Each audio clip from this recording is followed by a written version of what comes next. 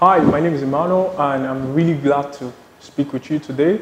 I just have about 5 minutes. So today I'm going to be talking about content marketing and the future of marketing, really. So I'll dive in immediately. Okay, so have you noticed how much time we spend on our mobile devices as opposed to TVs back in the days? I mean, it's quite alarming, but it's very evident that we spend a lot of time on our mobile devices, more than our TVs, even if it's for consuming entertainment, content, and whatnot. So I wanted to ask the audience, now, you could signify by a show of hands, how many of us have actually watched a video as of today? Any video at all? Okay. Okay, so it doesn't matter where you watched it. I don't care about the content. That's very private to you. What I'm asking is if you've seen any video today, consumed any video on your Facebook, on your LinkedIn, or your YouTube. Okay, yeah, I can see some hands. Now, it's really practical. Some of us are conservatives and we choose to stay off Facebook, we choose to stay off YouTube, LinkedIn, and the rest. But there's WhatsApp, it's the little beast in the room. And it's that communication platform that you really cannot do without, to say the least.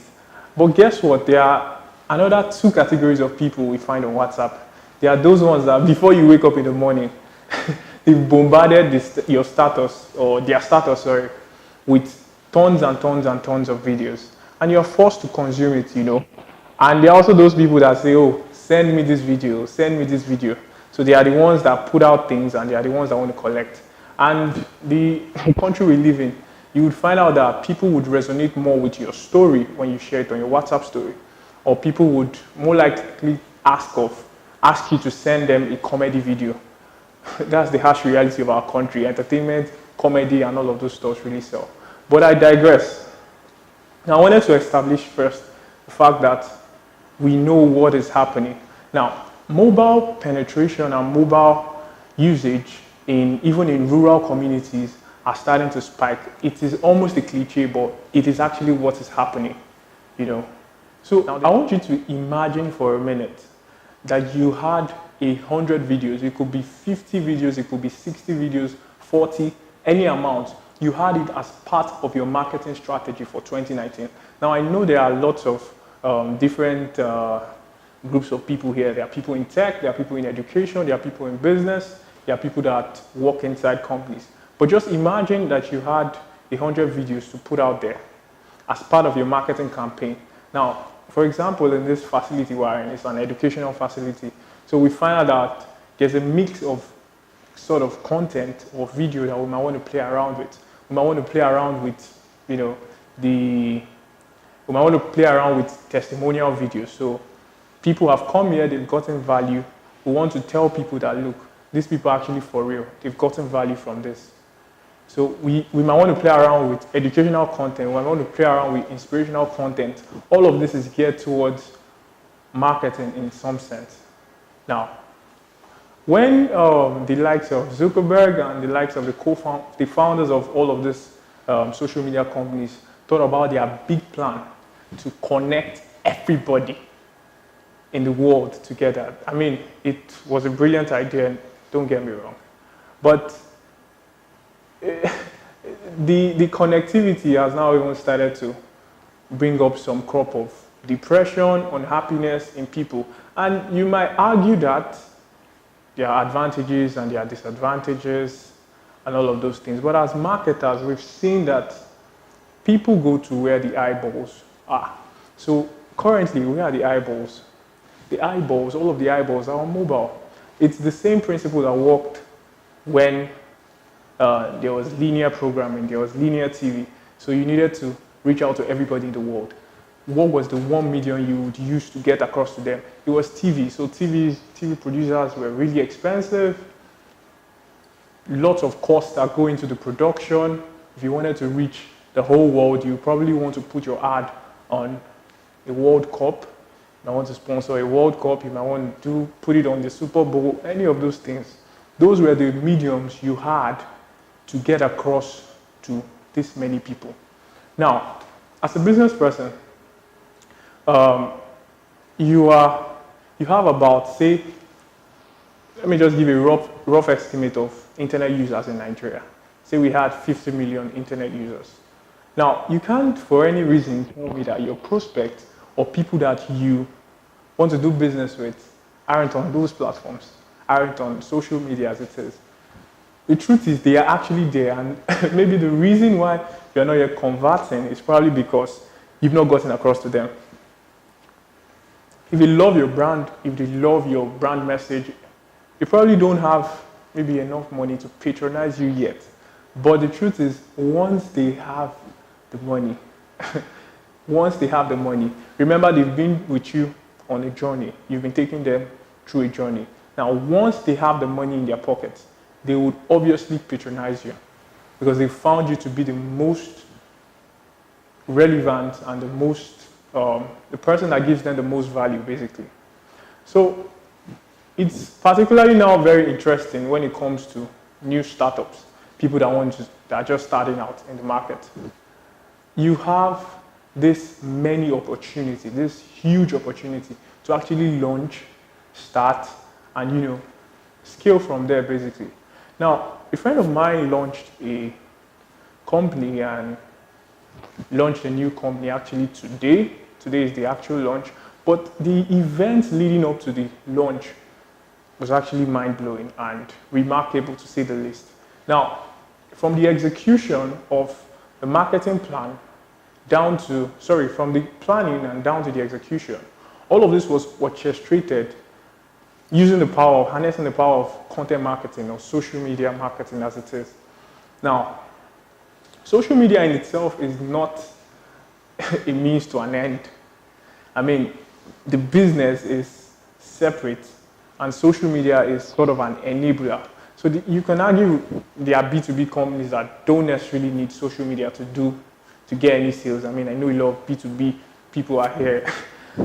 You might argue that, okay, it's just B2Cs that need social media, but it's not true in some sense. I would even argue that there are 20-year-olds, I mean, we know them, the likes of Maraji, the likes of Lasisi Eleno. These guys are making a killing from social media. So these guys are literally the modern day influencers. And that is the reason why these brands, big, small, medium, are going to them, because they carry a power they carry a message to a select audience that the brand is trying to reach. It's as simple as that. So back to our strategy for the launch of my friend's business, as it is. We were able to generate at least 700,000 impressions in 5 hours. This was all organic. So he got a bunch of us in the group and, we shared content, posted, used a certain hashtag, and on Twitter we got about 700,000 impressions, all organic. No dime was spent whatsoever. I mean, that is remarkable. That is the age of marketing where we live in. Leveraging on these free tools, leveraging on the relationships you have with your friends, leveraging on giving people value first, because they have to see the value and buy into what you're saying. So I might think we should swipe out our phones now and record the video and put it online. Actually, I have my colleague here recording me because this is actual content. Now, am I saying you should swipe out your phone and record anything aimlessly without any strategy? To some extent, yes, because when you get to overthink these things, it gets to, it's almost, you get tired and you don't get to execute. So you might as well pick out your phone, pick out your devices, use it to your advantage, basically.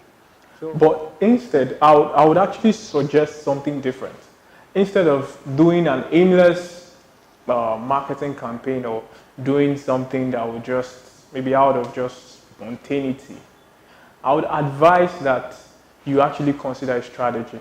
Now, some of the things you might want to take into consideration, basically, when you are trying to reach this audience, now as it is.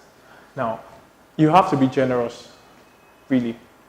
You're just a new business trying to launch, or you're an existing business. People don't know you, basically. People don't, as a new business yet, yes, people don't know you particularly. So you might have to think about generosity first. So you give. That's the rule of the internet. That's the rule of getting an audience, you give, you find value in it, and they love it and they connect with it and they connect with your brand. Another thing you could put into your strategy is to actually embrace storytelling. Now, it's not news that when we're small, the best stories are still some of the stories we remember even now as adults.